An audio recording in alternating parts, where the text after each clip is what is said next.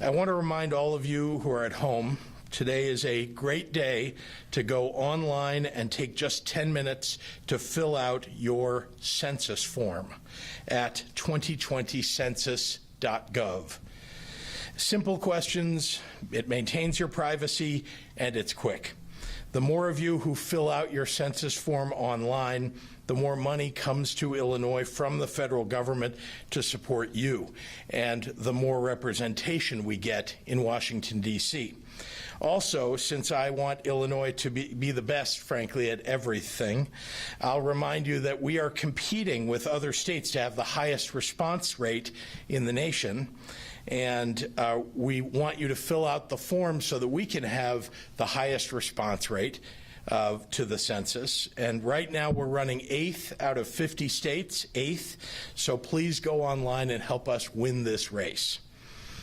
And now for today's medical report. As of today, we had more than 1,672 new cases. Sorry, just to be clear, we had 1,672 new cases for a total of 20,852, which includes many individuals who have already recovered.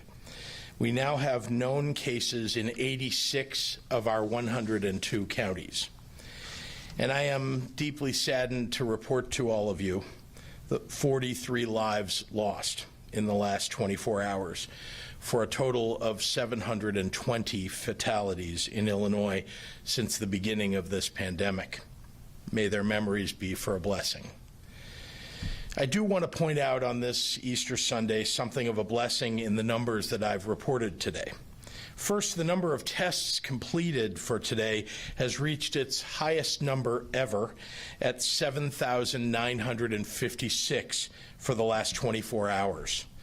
That's almost halfway between the 6,000 that we've been averaging lately and the 10,000 that I have set for our next goal.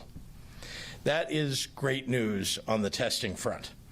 I've spoken before about a stabilizing or a bending of the curve, and today is one more piece of evidence that it may indeed be happening. The percent of those tested that came up positive is almost exactly the same as it has been for the last 2 weeks.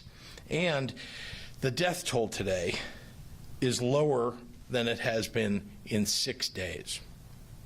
I pray as we move forward that these trends continue, and if they do, it will be because of all of you adhering to our stay-at-home order. Doctors and experts confirm the fact that Illinois, having been the second state to announce a stay-at-home order, now seems to be reaching a peaking term, and our hopes have been coming to fruition. But they also say that we need to stay the course to make sure that we're keeping the progress going that we've already made. So to all of you on this Easter, stay healthy and stay home. Please be safe, everyone. Happy Easter to you. Dr. Ezike and I will be back here on Monday with some additional guests and some major updates. I want to thank you again for tuning in today, and I'd be happy to take any questions from members of the media. We have some in the room and maybe some online. Hi, Governor. Sir. Will Jones from ABC 7 here in Chicago. My first question, could you put into perspective the new numbers today compared to yesterday, and where are we in this fight in terms of how close are we to this peak? Are we on a downward tide, or we're going up still? You know, as you know, you don't really know until you start going down, you know, whether you've peaked. And what I look for is a leveling, because the numbers had been going up exponentially, and then they were going up arithmetically. And you'll see this number today is higher than other numbers. It may be our highest number yet, but we also tested more than ever before, and that's how you end up with a higher number. You know, if we tested everybody, you would see the number spike significantly. So, so I'm pleased, though, because the percentage of those who were tested is about the same as in previous days, and it tells us that there isn't a larger percentage of people that are catching COVID-19. And it gives us a sense when you look at the hospitalization, we'll talk about this later in the week, but hospitalizations, ICU beds, ventilators, and deaths, which is a number that we do report every day, you'll see a kind of a leveling over the last 6 days. Indeed, this is a lower number than all of those days. So I'm, optimistic, I guess, or I'm at least cautiously optimistic is a better way to say that we'll see numbers like this going forward. Again, bouncing around, but not going up and up the way we saw them before. 2 more questions. Have you started to think about with your team, what is it going to look like when the state is going to open back up? Yes, frankly, weeks ago, I began conversations with people to understand how would we do that. It's a question of how and when. Now, the when will be, frankly, determined by when that curve starts to turn down and we see significant drop-off in these numbers. And then we have to ask the question, okay, well, after that happens, you still will only have had a certain percentage, a relatively low percentage, in my opinion, maybe less than 20% of the public will have been exposed to COVID-19, will have had it and recovered from it. So you wouldn't have herd immunity at that point. So the question is, how do you operate society when we've begun to bring down the level of infection and make sure that people are able to begin to go back to work in various industries? So I'm talking to industry leaders about that. I'm talking to economists about that. I'm also, very importantly, listening to the scientists and the doctors to make sure that we do this right, because what we don't want, the last thing we want, is to begin to open things up and then have a big spike in infections and, unfortunately, all the spikes that come with that, including a spike in deaths. So we want to make sure we're not doing that while we're also looking at how we can get people back to work. And my final question, this is somewhat of a personal question. This is a time of reflection for many. What has this crisis taught you about yourself and your leadership style? Well, I mean, it's taught me a few things. I'm not sure it's so much about me, but I have terrific people who work for our government that I've brought on in the governor's office and in the agencies, across the agencies, and I'm very, very proud of them. I have a philosophy about who you want around you when you're running anything. And it's a philosophy that says that, you want people who are carry with them the values of honesty, integrity, loyalty, and respect. And if you have people around you who can't fulfill those, they're not worthy of being in your team. Now, most importantly, you want A players who also meet all those criteria. And so, when I did that, when I came into government and I hired people that met all of those criteria, there were people who criticized me because I didn't hire enough of the kind of the political types, the usual folks who come in and out of government when the parties change hands. And instead, I was just looking for, very high quality people who could do the job extremely well. And I think now, in this moment, when we have, this enormous crisis upon us, and there's so many things that we need to do to serve people across the state, now is when you begin to see the quality that we have across our government. And so I'm proud of that. I'm not sure that's something I learned about myself, but I wanted everybody to know that, the whatever work I'm doing that is helpful to the people of Illinois is really because we have terrific people in government doing the job. So thank you for the question, Will. This question is from Marianne at NBC. The Chicago Board of Elections sent out a letter today warning some people who voted at a local precinct that they might have come into contact with someone who had COVID. Was holding the primary during this crisis a good idea? Well, let me begin by making sure everybody understands that the governor of Illinois, whoever that may be, and now it's me, does not have the constitutional power to shut down an election. So that's number one. Number two, we relied upon the local election authorities and then backed them up in this effort that they would have hand sanitizer, PPE, and all the things that would protect the people who are working in those facilities where people are voting. If there were electronic screens that people were touching, that those were being wiped down. And lastly, as you know, for the several weeks before the election, we were promoting heavily voting by mail. We thought that that was a much better way for people to vote, to make sure that they weren't getting together, or to vote early. There are many fewer people who vote on each day of the 45 days of early voting before Election Day that allow people to go in and do it in a way that where they're not around a lot of other people. As far as I'm concerned, when we look at the general election, we ought to be looking at allowing everybody in the state to vote by mail and making it easier for people to do that so that we have fewer people that would want to show up on Election Day at a particular precinct. John O'Connor at the AP asks, you and Dr. Ezike routinely walk in wearing masks, then take them off to speak, the optimal time to project droplets on the lectern or others. Why wouldn't people think the message is wear a mask until you speak to someone?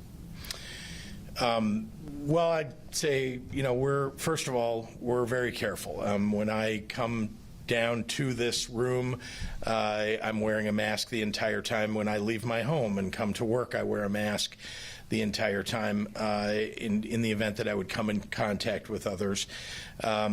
And when we get to the lectern, I think it's important for people to see my face and for me to be able to project properly. We all know this is a single lectern. We're all touching it in various ways. You would see that none of us are touching our faces with our hands, during the time that we're speaking, and that we wipe down, you may not see this, but we wipe down this lectern and this microphone before everybody gets here and after we all leave. So we're doing it, I think, in the safest possible way, given all the circumstances. Shia from Politico asks, the New York Times has documented now that early warnings of COVID-19 were ignored by the White House. States are having to pick up the slack now, but what should Congress do to make sure that that doesn't happen again? Well, I'm not sure Congress can do what the President of the United States can do. Remember, the President has intelligence agencies at his, within his administration. He also, and they predicted this and gave this information to the President. It's now been revealed months ago and months before the rest of us knew, and has the CDC under the federal government. So I'm not sure that that the President, that it's really on the Congress. I do think that overall the United States was not wholly prepared for this pandemic. Had the President heeded the early warnings that he was given, he could have begun to prepare the nation for this by invoking the Defense Production Act, by making sure that we had the national stockpile of goods that we need, PPE and ventilators.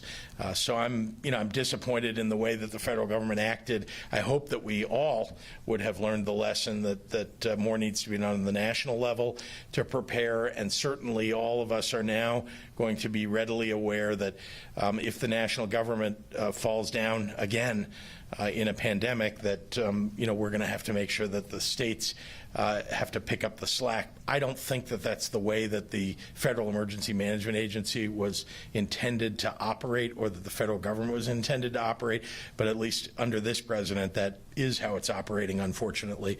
So we'll do what we can to prepare for the next one. Dave Dahl with WTAX. With all the attention paid to coronavirus, what has not gotten done over the last several weeks? Well, I mean, there is so much that we had intended to do, and I could not possibly list everything. I will tell you this, that I have a whiteboard that I keep in my office.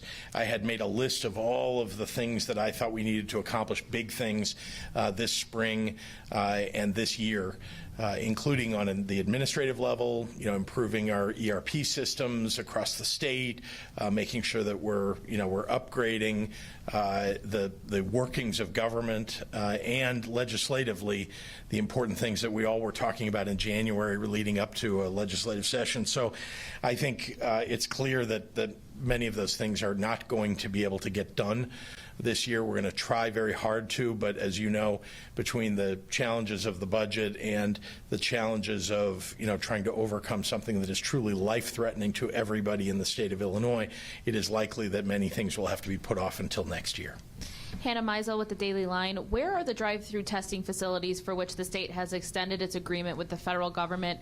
When will the agreements end? How much slower are test results from those locations versus testing sites using state labs? Yep. The state labs are 1 to 2 day turnaround of results. In an extreme situation, 3 days.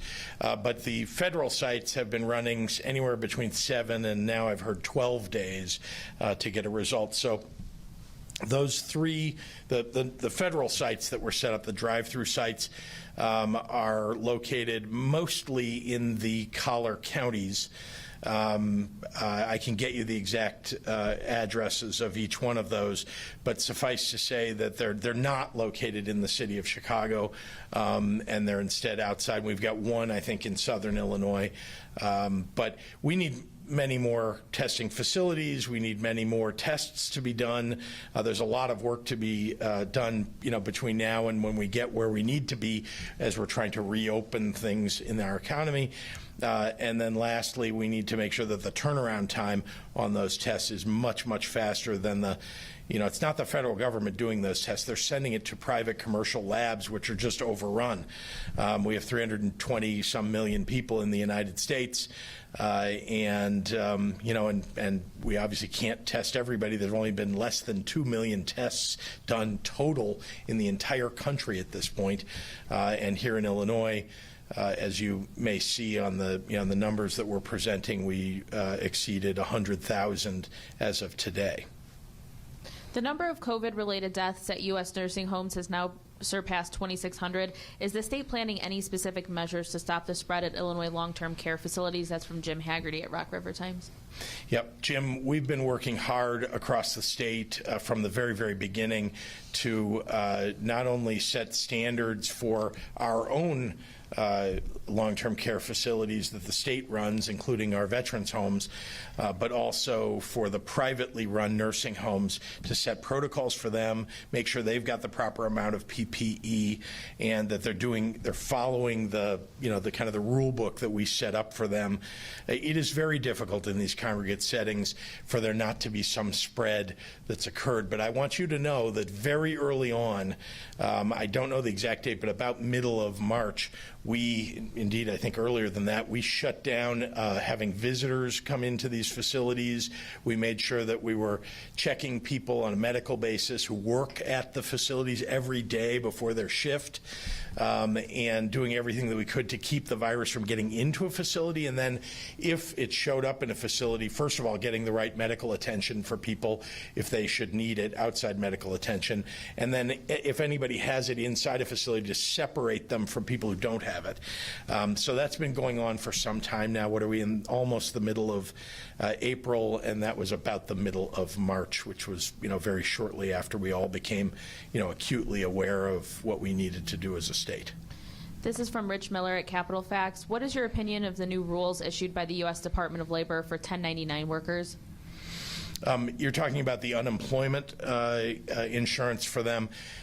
Look, I wish that they had a system that would allow each of the states to immediately stand up an unemployment benefit process for independent contractors.